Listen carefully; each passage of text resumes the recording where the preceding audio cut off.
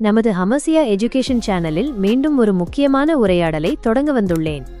இது வெறும் ஒரு கதையல்ல, நம் ஒவ்வொருவர் வாழ்விலும் நம்மை சுற்றியுள்ள குடும்பங்களிலும் நித்தம் நடக்கும் ஒரு யதார்த்தம்.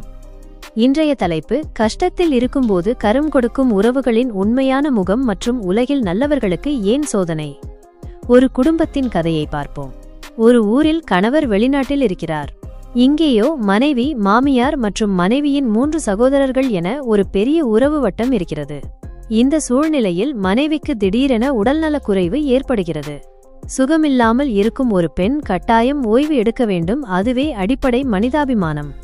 ஆனால் அந்த குடும்பத்தில் நடப்பது என்ன? உடல்நிலை சரியில்லாத அந்த பெண்தான் எல்லா வீட்டு வேலைகளையும் பொறுப்புகளையும் சுமக்க வேண்டிய கட்டாயம். நல்லவர்களுக்கு ஏன் கெட்ட பெயர்? இந்த சூழலில்தான் ஒரு கசப்பான உண்மை நம் கண் முன்னே விரிகிறது. இந்த உலகத்தில் நல்ல வேலைகளைச் செய்கிறவர்கள், உழைக்கிறவர்கள், மற்றவர்களுக்காக கஷ்டப்படுகிறவர்கள் தான் அதிக கெட்ட பெயரையும் நிந்தனையையும் எதிர்கொள்ள வேண்டியுள்ளது. அதே சமயம் சும்மா இருப்பவர்களும், நடிப்புக்காக நல்லதை பேசுபவர்களும் நிரந்தரமாக நல்ல பெயரை பெறுகிறார்கள்.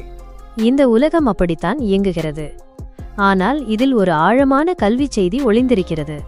நீங்கள் நல்லதை செய்தீர்கள் என்றால் அதற்கான பலன் உங்களுக்கு வேறொரு விதத்தில் திரும்ப கிடைக்கும். மற்றவர்கள் கெட்ட பெயர் கொடுத்தால் அதை பற்றி கவலைப்பட வேண்டியதில்லை. உறவுகளின் தேவை சார்ந்த அன்பு. மனைவியின் சகோதரர்கள் வீட்டிற்கு வருகிறார்கள். அவர்கள் கேட்கிறார்கள், அக்காவுக்கு உடம்பு சரியில்லையா? பாவம், நாங்கள் சாப்பாடு வாங்கி கொடுக்கிறோம்.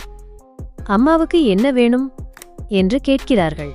அவர்கள் செய்யும் உதவிகள் அனைத்தும் தேவைக்கு மட்டும்தான். இது உண்மையான அன்பா? நிரந்தரமான பாசமா? உறவுகளைப் பற்றிய ஒரு கவிதை போல் இதை கவனியுங்கள்.